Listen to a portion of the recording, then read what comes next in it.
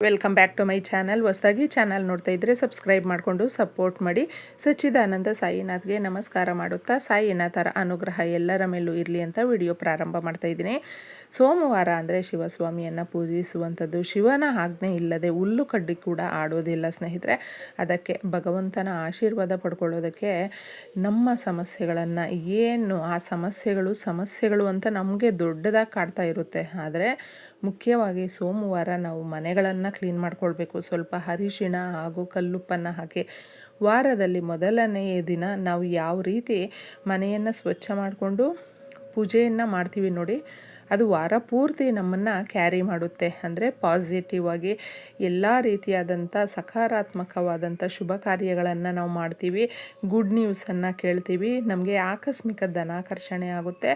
ತುಂಬ ಸಂತೋಷವಾಗಿರ್ತೀವಿ. ವಾರ ಪೂರ್ತಿ ನಾವು ಒಂದಲ್ಲ ಒಂದು ರೀತಿಯಲ್ಲಿ ನಮಗೆ ಎಲ್ಲ ರೀತಿಯ ಬ್ಯುಸಿ ಅನ್ನೋದು ಇರುತ್ತೆ. ಅಂದರೆ ಆ ಬ್ಯುಸಿ ಅನ್ನುವಂಥದ್ದು ಯಾವ ರೀತಿ ಇರುತ್ತೆ ಅಂದರೆ ನಮಗೆ ಎಲ್ಲವೂ ಕೂಡ ಮನಸ್ಸಿಗೆ ಸಂತೋಷ ಆಗುವ ರೀತಿಯಲ್ಲೇ ಇರ್ತೀವಿ. ಇದನ್ನು ನೀವು ಮಾಡ್ಕೊಂಡು ನೋಡಿ. ಕೆಲಸಕ್ಕೆ ಹೋಗುವಂಥವರಾಗಿರಬಹುದು ಅಥವಾ ಮನೆಯಲ್ಲಿ ಇರುವಂಥವರಾಗಿರಬಹುದು. ಈಗಿನ ನೀವು ಈ ಚಿನ್ನದ ಬೆಲೆ ಅಂತೂ ನೋಡೇ ಇರ್ತೀರ, ಎಷ್ಟೊಂದು ಬೆಲೆ ಇದೆ ಅಂತ ಹೇಳಿದ್ರೆ ಯಾರು ಕೂಡ ತಗೊಳ್ಳೋದಕ್ಕಾಗೋದಿಲ್ವೇನೋ ಅನ್ನುವಷ್ಟು. ಇನ್ನು ನಮ್ಮಂಥ ಮಿಡ್ಲ್ ಕ್ಲಾಸಲ್ಲಿ ಇರುವಂಥವ್ರಿಗಾದರೆ ಕಷ್ಟಗಳು ಇನ್ನೂ ಜಾಸ್ತಿ ಇರುತ್ತೆ ಸ್ನೇಹಿತರೆ.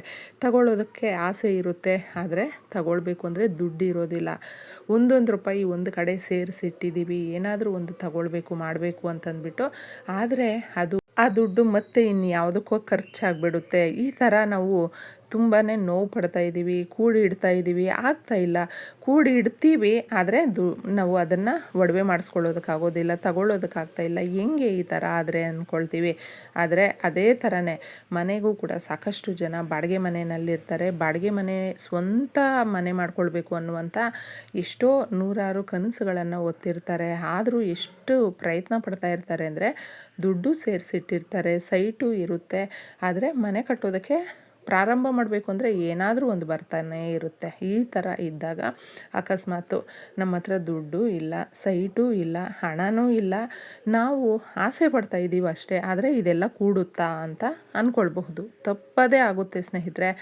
ನಾವು ಬಲವಾದಂಥ ಸಂಕಲ್ಪ ಏನಾದರೂ ಮಾಡ್ಕೊಂಡು ಬಿಟ್ಟರೆ ಮಾತ್ರ ನಮ್ಮ ಹತ್ರ ಏನೂ ಇಲ್ಲ ಅಂತ ಹೇಳಿದ್ರು ಕೂಡ ಭಗವಂತನ ಆಶೀರ್ವಾದ ಅನ್ನೋದು ಸಿಕ್ಕಿದ್ರೆ ಮಾತ್ರ ನಿಜವಾಗ್ಲೂ ಎಷ್ಟು ಬೇಗ ಒನ್ಗೂಡುತ್ತೆ ಅಂತ ಹೇಳಿದ್ರೆ ಈ ಪರಿಹಾರಗಳನ್ನು ನಾವು ಮಾಡ್ಕೊಳ್ಬೇಕು. ಹಾಗೂ ಮುಖ್ಯವಾಗಿ ನಂಬಿಕೆ ಇಟ್ಟು ಇದನ್ನು ಮಾಡ್ಕೊಳ್ಬೇಕಾಗುತ್ತೆ.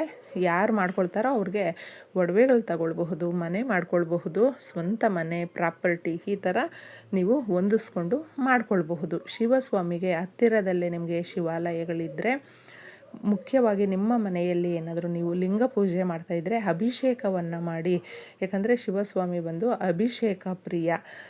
ಕಬ್ಬಿನ ಒಂದು ಹಾಲು ಇರುತ್ತಲ್ವ, ಅದರ ಅಭಿಷೇಕ ಏನಾದರೂ ನೀವು ಮಾಡಿದ್ರೆ ಮಾತ್ರ ನೋಡಿ, ಒಂದು 3 ವಾರ 5 ವಾರ ಸತತವಾಗಿ ಮಾಡ್ಕೊಳ್ತಾ ಬನ್ನಿ.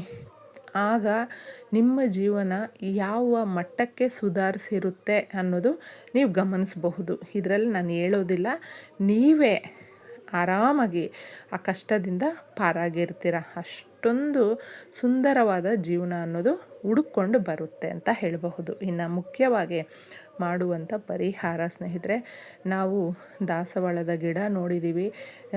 ನಮ್ಮ ಎಲ್ಲ ಪರಿಸರದಲ್ಲೂ ಕೂಡ ಒಂದಲ್ಲ ಒಂದು ಗಿಡ ಮರ ಪ್ರತಿಯೊಂದು ಕೂಡ ಔಷಧಿ ಗುಣ ಹೊಂದಿರುತ್ತೆ. ದೇವತಾ ವೃಕ್ಷ ಅನ್ನೋದು ನಾವು ಕನ್ಸಿಡರ್ ಮಾಡ್ತೀವಿ.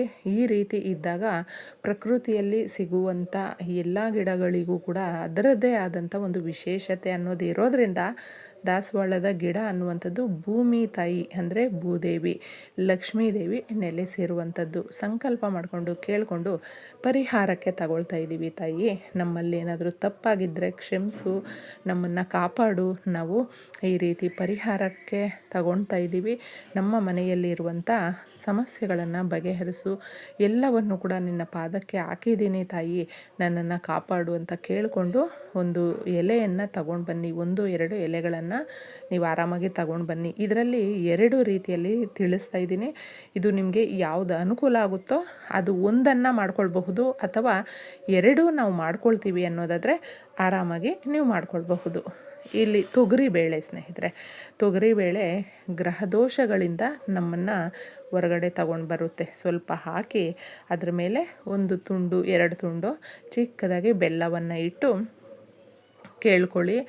ಈ ರೀತಿ ತೊಗರಿಬೇಳೆ ಅನ್ನುವಂಥದ್ದು ಮುಖ್ಯವಾಗಿ ನಾವು ಸುಬ್ರಹ್ಮಣ್ಯ ಸ್ವಾಮಿಗೂ ಕೂಡ ಇಟ್ಟು ಪೂಜೆ ಮಾಡೋದರಿಂದ ಭೂಮಿಗೆ ಸಂಬಂಧಪಟ್ಟಂಥದ್ದು, ಚರ್ಮ ಕಾಯಿಲೆಗಳಿಗೆ ಸಂಬಂಧಪಟ್ಟಂಥದ್ದು ಹಾಗೂ ಆರೋಗ್ಯದಲ್ಲಿ ಹೆಚ್ಚು ಕಡಿಮೆ ಆಗಿದ್ದರೆ ಮಕ್ಕಳಾಗ್ತಾ ಇಲ್ಲ ದಂಪತಿಗಳಿಗೆ ಅನ್ನುವಂಥವರು ಮುಖ್ಯವಾಗಿ ಯಾವುದೋ ಕೈಗೆತ್ಕೊಂಡ್ರೂ ಕೂಡ ನಮಗೆ ಈ ಕೆಲಸದಲ್ಲಿ ಏನೂ ಕೂಡ ಒಂದು ಉತ್ತಮವಾದಂಥ ಫಲಿತಾಂಶನೇ ಸಿಗ್ತಾ ಇಲ್ಲ ಅಂತ ನಾವು ಹೇಳ್ತೀವಿ ನೋಡಿ. ಯಾವುದೇ ಕೆಲಸ ಆಗಿರಬಹುದು, ಅದಕ್ಕೆಲ್ಲದಕ್ಕೂ ಕೂಡ ಇದು ರಿಸಲ್ಟ್ ಆಗುತ್ತೆ. ಯಾಕಂದರೆ ಗ್ರಹದೋಷಗಳಿಂದ ಆ ಗ್ರಹ ಸಂಚರಣೆ ಒಂದಲ್ಲ ಒಂದು ರೀತಿಯಲ್ಲಿ ನಮಗೆ ಎಲ್ಲವೂ ಕೂಡ ಕಷ್ಟ ಆಗ್ತಾ ಇದೆ ಅನ್ನುವ ಸಂದರ್ಭಗಳಲ್ಲಿ ಬಳಸುವಂಥದ್ದು. ಈ ಥರ ಇಟ್ಟು ದೇವ್ರ ಮನೆಯಲ್ಲೇ ಕೇಳಿಕೊಂಡು ತದನಂತರ ಇದನ್ನು ನೀವು ಒಂದು 1 ಅವರೋ 2 ಅವರೋ ಈ ಥರ ಇಟ್ಟು ಅದನ್ನು ತಗೊಂಡೋಗಿದ್ದೆ ಹತ್ತಿರದಲ್ಲೇ ನಿಮ್ಗೆ ಏನಾದರೂ ಶಿವಾಲಯಗಳಿದ್ದರೆ ಇಡಬಹುದು. ಇಲ್ಲ ಅಂದರೆ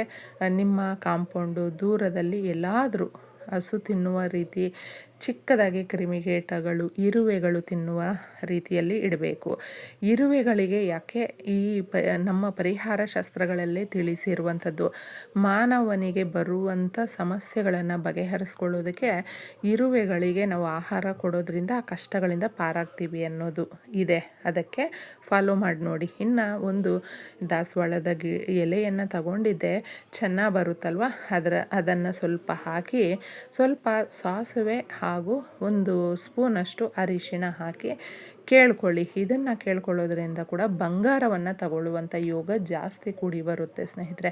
ನಾನು ಆಗಲೇ ತಿಳಿಸ್ದೆ, ಕೂಡಿ ಇಡ್ತಾ ಇದ್ದೀವಿ ಮತ್ತು ಇನ್ನು ಯಾವುದಕ್ಕೂ ಖರ್ಚಾಗ್ಬಿಡ್ತಾ ಇದೆ, ಆಗ್ತಾಯಿಲ್ಲ. ಕೂಡಿ ಇಡೋದಕ್ಕೂ ಕೂಡ ಒಬ್ಬೊಬ್ರಿಗೆ ಆಗ್ತಾಯಿಲ್ಲ, ಒಡವೆ ಮಾಡಿಸ್ಕೊಳ್ಬೇಕು ಅನ್ನೋದು ಆಸೆ ಇದೆ ಅಂತ ಹೇಳ್ತಾರೆ. ಆದರೆ ನಮಗೆ ಅವಕಾಶಗಳು ಅನ್ನೋದು ಬಂದಾಗ ಆಟೋಮೆಟಿಕ್ಕಾಗಿ ನಾವು ತಗೊಳ್ತೀವಿ. ಆ ಅವಕಾಶಕ್ಕಾಗೆ ಈ ಪರಿಹಾರವನ್ನು ಮಾಡ್ಕೊಳ್ಳಿ, ತುಂಬ ಅಭಿವೃದ್ಧಿ ಅನ್ನುವಂಥದ್ದಾಗುತ್ತೆ. ಇದನ್ನು ಕೂಡ ಸೇಮ್ ಒಂದು ಎಲೆಯಲ್ಲಿ ನೀವು ಹಾಕಿ ಸ್ವಲ್ಪ ಅರಿಶಿಣವನ್ನು ಹಾಕಿ ಹಾಗೂ ಸಾಸಿವೆಯನ್ನು ಹಾಕಿ. ಸಾಸಿವೆ ಅನ್ನುವಂಥದ್ದು ಎಷ್ಟೋ ದೋಷಗಳನ್ನು ನಿವಾರಿಸುತ್ತೆ, ಮುಖ್ಯವಾಗಿ ನರದೃಷ್ಟಿಯನ್ನು ತೆಗೆದು ಬಿಸಾಕುತ್ತೆ.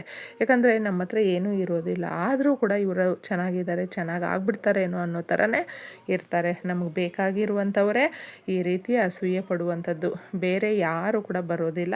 ಇದನ್ನು ಗಮನದಲ್ಲಿಟ್ಕೊಳ್ಳಿ. ಇಷ್ಟನ್ನು ಮಾಡಿ ನೀವು ಇದನ್ನು ಕೂಡ ನಿಮ್ಮ ಮನೆಯಲ್ಲಿ ಒಂದು ಸ್ವಲ್ಪ ಹೊತ್ತಿಟ್ಟು ಆದಷ್ಟು ನಿಮಗೆ ಎಲ್ಲಾದರೂ ದೇವಾಲಯಗಳು ಕಾಣಿಸಿದ್ರೆ ಆ ದೇವಾಲಯಗಳ ಬಳಿ ಇಡೋದಕ್ಕೆ ಪ್ರಯತ್ನಿಸಿ. ಸಿಗಲಿಲ್ಲ ಅಂದಾಗ ಮಾತ್ರ ನೀವು ಇರುವೆಗಳು, ಕ್ರಿಮಿಕೀಟಗಳು ಓಡಾಡುವ ಜಾಗದಲ್ಲಿ ಇದನ್ನು ಹುಷಾರಾಗಿ ಇಟ್ಬಿಟ್ಟು ಬರಬಹುದು. ಇಷ್ಟೇ ಸುಲಭವಾಗಿ. ಒಳ್ಳೆಯದಾಗಲಿ.